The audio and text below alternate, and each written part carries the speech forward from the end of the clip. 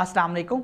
SM news के साथ मैं हूं सैयद मुकद्दर रज़ा। एसएम न्यूज़ स्टूडियो में खुशामदीद। खबरों के सिलसिले को मज़ीद आगे बढ़ाते हुए खबर शामिल करते हैं ननकाना साहब से।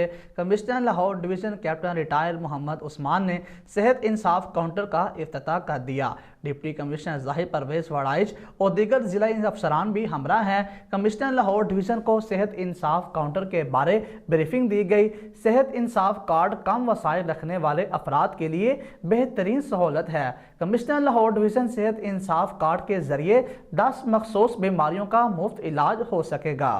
और इसके साथ ही आपको बताएं कि commissioner Lahore division captain retired Mohammad Usman ने दही मरकज माल चक नंबर 371 का इफ्तिताह कर दिया। डिप्टी कमिश्नर दाही परवेज़ वड़ाइज ADCR और असिस्टेंट कमिश्नर भी इनके हमरा हैं।